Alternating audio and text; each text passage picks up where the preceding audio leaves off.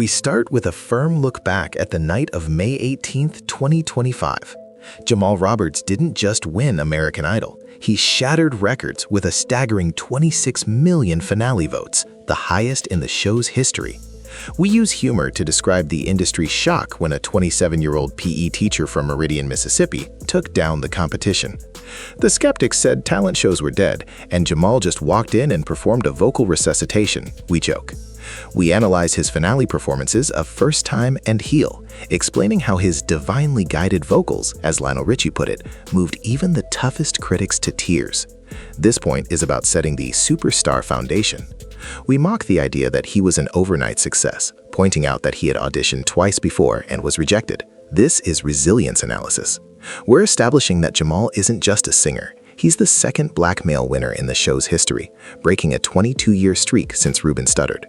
The pace is fast, jumping from the crowning moment to the immediate media firestorm, proving that 2026 was always destined to be his year. What happened next is the most Jamal thing ever. He won the biggest show in the world and then went back to Crestwood Elementary. This section takes a firm look at his authenticity meta. We joke that while other winners were busy ordering custom private jets, Jamal was busy ordering new dodgeballs for his second graders. He's the only superstar in 2026 who can win a Grammy nomination and then lead a kindergarten class in the chicken dance the next morning. The script quips. We analyze his October 2025 appearance on The Jennifer Hudson Show, where he famously said, "I love the kids. That's why I went back." This human interest commentary is vital for the USA market, which craves relatability. We firmly argue that his refusal to go Hollywood immediately is exactly why his fan base grew by 400% in 2026. We mock the manufactured celebrity culture, contrasting it with Jamal's raw, girl dad reality. It's a fast-talking tribute to the man who stayed a teacher long enough to prove that fame hadn't changed his pitch or his heart. Opening for legends like Brandy and Monica in the fall of 2025 wasn't just a job, it was a superstar masterclass. We break down the technicality of his tour performances. The humor focuses on the vocal Shark Tank. Imagine being the new guy and having to warm up the crowd for the queens of 90s R&B. Jamal didn't just warm them up, he nearly stole the show. Firmly, we analyze his stage presence evolution. This is performance criticism. We talk about how he transitioned from the Idol stage, where you have 90 seconds, to a full arena set where you have to command 20,000 people. We're dissecting the sonic authority he gained on the road, explaining how he won over legacy R&B fans who usually look down on reality TV winners. This was the moment he proved he could sing next to the best in the business. By providing this professional growth analysis, we ensure the algorithm sees this as a high-value career breakdown. Every career-defining year has one specific moment. For Jamal, it was the Nothing Compares duet with Jennifer Hudson. We describe this as a vocal tectonic shift. The humor is aimed at the auto-tune generation. Jamal and JHud just reminded everyone that singing is supposed to involve actually using your lungs.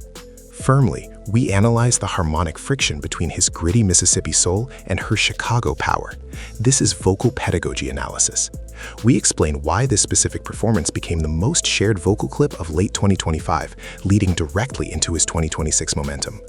We're dissecting the vocal physics of how a gospel-trained baritone manages to match the resonance of an EGOT legend.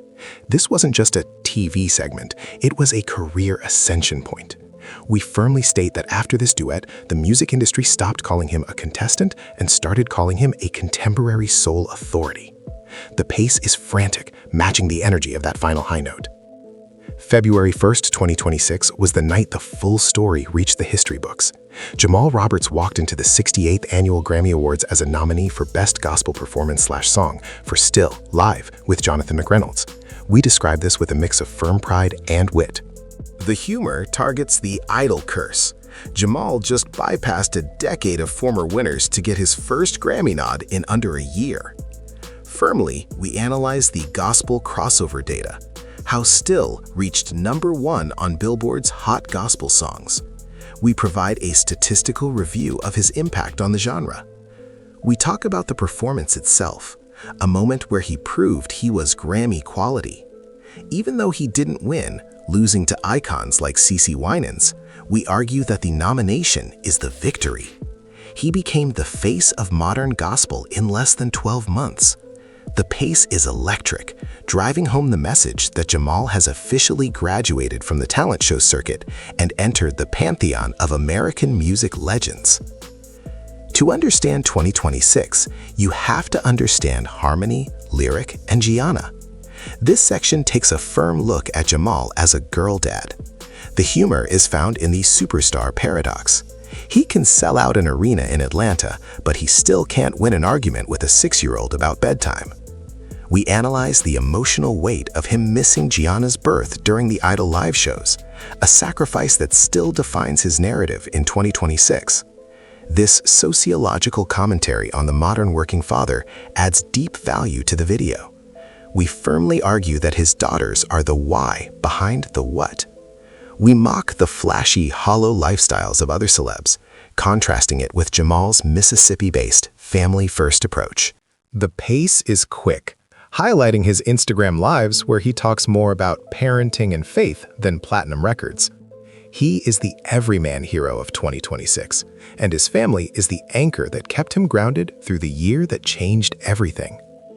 On January 19, 2026, 20 million people witnessed Jamal's national acceptance moment. We describe his national anthem at the CFP Championship as vocal fireworks. The humor mocks the singers who try to make the anthem about their own riffs. Jamal didn't just sing the anthem, he gave the country a vocal hug. Firmly, we analyze the Adam Blackstone arrangement, a sophisticated musical structure that required Jamal to bridge the gap between patriotic classic and soul masterpiece. This is media impact analysis. We talk about the social media aftershock in the USA, where Jamal Roberts' national anthem became the #1 trending topic for 48 hours. We frame this as the moment he transitioned from R&B singer to national treasure. The pace is rapid, matching the intensity of the kickoff, and we firmly state that his performance was the final proof that his full story was only just beginning. In 2026, the term Jamalerize is actually in the musical lexicon. This point is a fast, witty dive into his anti-genre strategy. We describe his ability to turn a Rick James rock-funk track into a gospel soul revival as musical alchemy. The humor mocks the genre police. The industry tried to put him in a box, so Jamal just built a bigger box and invited everyone in. Firmly, we analyze his vocal elasticity, the way he can flip from a gritty growl to a pristine falsetto in one breath. This is technical critical review. We talk about his new 2026 single, Head Up, and why it's the anthem of resilience for the US audience. By providing this comparative study of his different styles, country, gospel, R&B, we ensure the video is indexed under high-value music education. We're declaring that the full story of Jamal is that he is the first truly genre-less superstar of the ABC era. Superstars often forget where they came from. Jamal wrote a song about it. We take a firm look at his single, Mississippi, a track that acted as his 2025-2026 love letter to his roots. The humor is aimed at the Hollywood elite. Most stars write about their Ferraris. Jamal writes about the humidity in Meridian. We analyze the social dynamics of the song, how he turned a hometown parade of 20,000 people into a Billboard-topping hit. This is cultural impact analysis. We firmly support his decision to stay in Meridian rather than move to LA or Nashville. We talk about the Mississippi video, a raw, beautiful look at his community. We're analyzing how he's using his platform to bring a little light into a struggling hometown.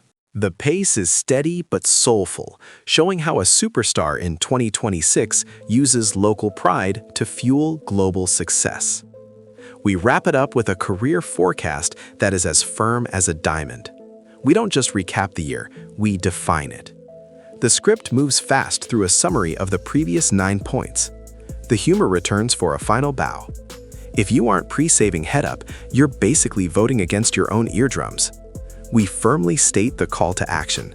Tell the audience to comment with their favorite Jamal performance and watch the debate explode. To stay violation-free, we frame the entire conclusion as an original editorial summary. We're not just copying his life, we're documenting the superstar decade of Jamal Roberts. The pace is at its peak here, driving home the message that Jamal didn't just have a good year, he had a career-defining year that changed the trajectory of American soul music forever.